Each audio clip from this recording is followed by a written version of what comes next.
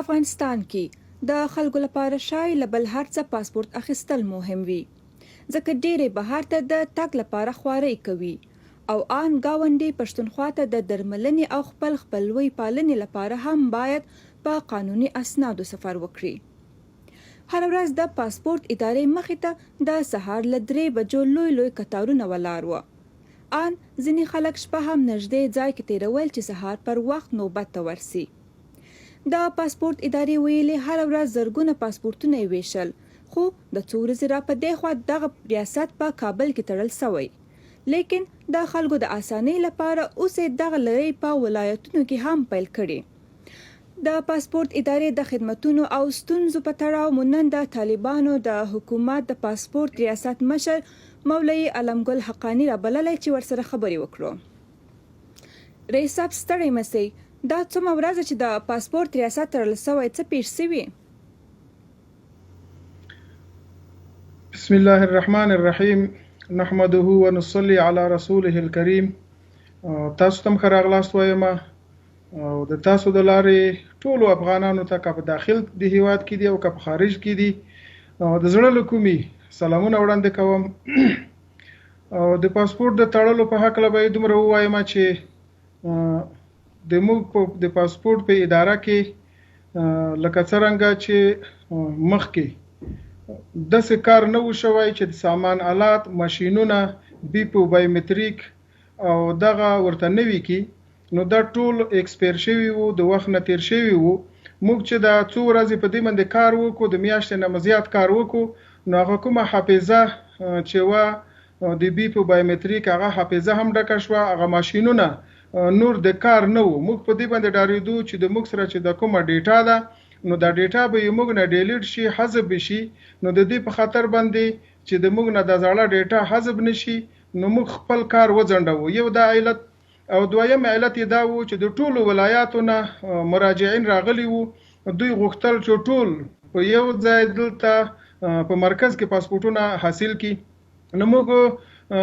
اوس د ماشین آلاتو دپاره د کمپیوټرونو او د بیپو بایومتریک ماشینونه دغه باندې موږ لګیا یو او راغواړو یې په هر ځای کې تقریبا بعضې را رسیدلي دي او د ځینې نور هم را رسیږي. نو چې هر کله دغه موږ پوره کړو او دغه د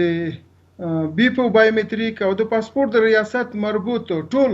تخنیکی اسباب او سامان او آلات ټول غني کو، د هغې نه وروسته به بیا موږ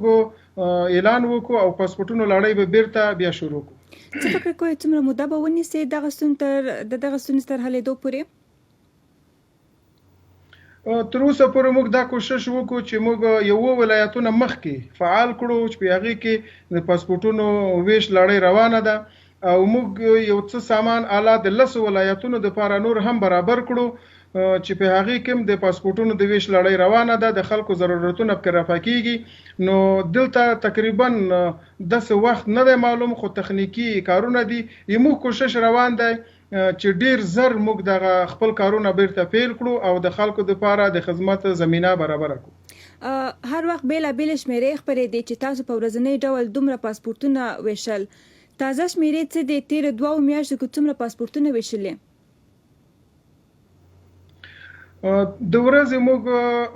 4,500 5,000 4,000 800 پاسپورټونه 4,000 دا موږ توزیع کړي دي، ویشلیم دي. تر اوسه پورې موږ 1,10,000 پورې پاسپورټونه ویشلي دي او دا هغه تعداد دی چې موږ په 1.5 میاشت کې وویشل او دا په 3 میاشتو کې هم دومره تعداد مخکې نه ویشل کېده. که دا راته ووایاست چې دې بهیر کې څومره د جال او د کمیشنکارۍ مخه نیول سوې؟ او د جال او کمیشنکارۍ په باره کې باید دومره ووایم چې موږ هغه مشهور کمیشنکاران چې د خلکو نه پیسې اخیستلې بې ځایه او د کمیشن په نوم باندې د موږ تقریبا د 80 نه زیات کسان نیولي دي او هغو ته مو سزا هم ورکړې ده. او د دې نه مو وروسته موږ هوډ کړی دی او کلک اراده مو کړې ده چې یو کمیشنکار ته هم موږ اجازه نه ورکوو چې نور د چا نه د کمیشن په نوم باندې پیسې واخلي یا د کمیشن په نوم باندې د موږ د مظلوم ملت څوک وځوروي. انشاءالله یو کمیشنکار به هم اجازه به ورنکړل شي چې هغه د خلکو نه پیسې واخلي. رئیس صاحب اوس هم ریپورټونه شته چې سلګونه ډالر د یو پاسپورت کمیشن دی ان کمیشن د پخوا په پرتله څو برابر پورته شوی ولې پر خلاف اقدام نه کوي تقریبا چې دا موږ څومره اقدام کړی دی دا به په 10 کالو کوم دومره اقدام چا نه وی کړی د شپېتو کسو د نیولو دا یو ډیر غټ اقدام دی چې شپېته کسه هغه مشهور کمیشنکاران موږ نیولې دي او د خلکو هغه پیسې چې د خلکو نه اخستې خلک هم د دوی د ظلم نه خلاص کړي دي نور هم د کوشش روان دی ځای په ځای د موږ ملګری په کار باندې بوخ دي او نور هم چې کوم یو کمیشنکار په لاس راځي ان شاء الله موږ به نیسو او خلک به د دوی د ضرر نه بچ کوو یعنی دا اقدامات به کافي وي نه دا اقدامات کافي نه دي چې څومره اقدامات د موږ نه کیږي موږ د شپې آماده یو دي ته چې وګرځېږو په دې سي او د ورځې هم دي ته آماده یو او د موږ تقریبا 300 کسان صرف په دې پسې لګیا دي چې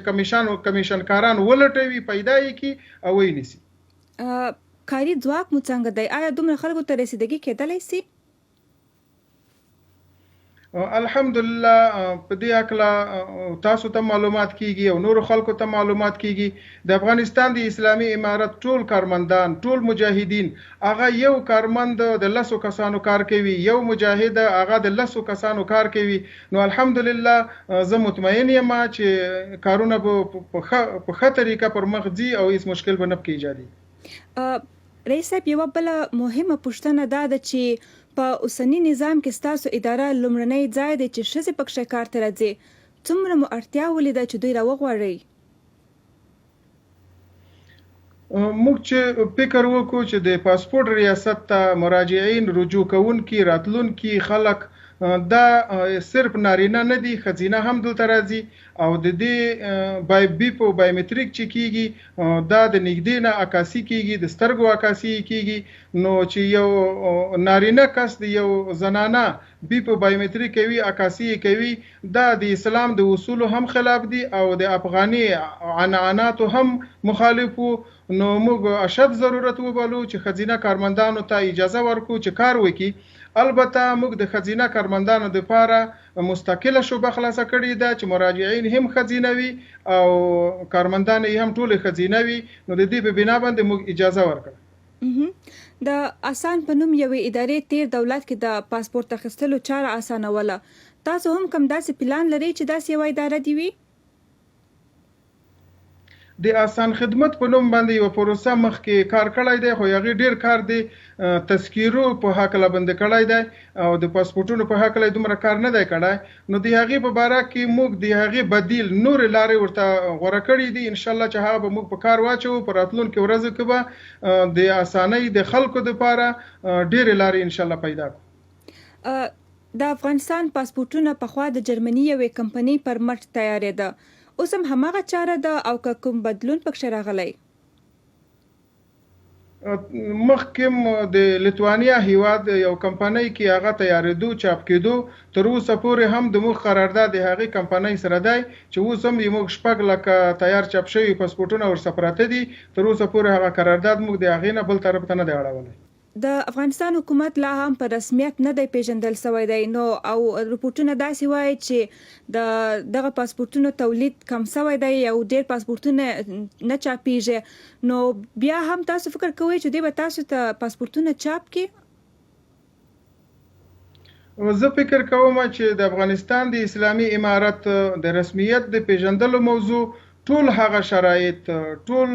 شرایط چې باید یو ملک په رسمیت و پیژندل شي هغه ټول پوره شوی دي چې اوس نه پیژني دا جدا خبره ده نو شرایط ټول پوره دي زه وایم چې باید ټوله دنیا د افغانستان اسلامي امارت دغه حکومت په رسمیت و پیژني د موږ کارونه که هغه پاسپورتونه چاپ نشي هم د موږ کار روان دی پاسپورتونه د موږ سره ډیر پراته دي تقریبا د 9 لک او د خلکو تعداد هم ډیر سي بیا به څه کیږي موږ تقریبا 9 لک پاسپورتونه چاپ لرو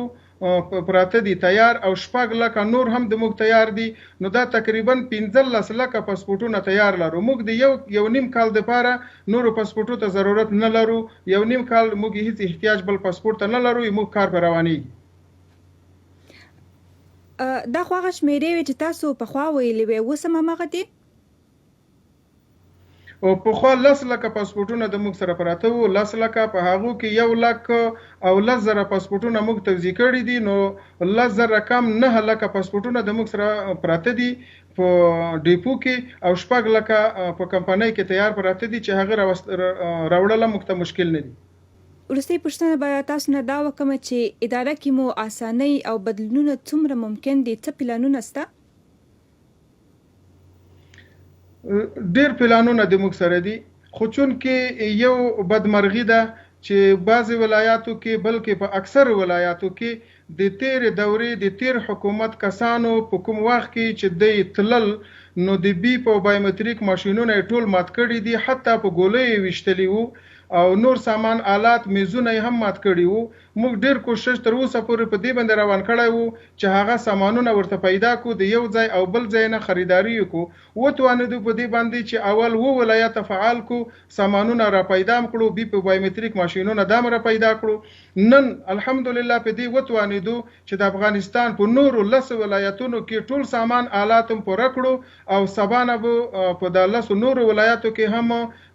د پاسپورت ادارې په کار باندې فعال کوي او په پام کې لرو چې اسانتیاوي چې څومره کېدای شي برابرې کو پراتلون کې به تاسو ووینئ چې موږ به د افغانستان مظلوم ملت ته ډېر اسانتیاوي برابر کو چې موږ د وسنه زیاتې وي ورته برابروي.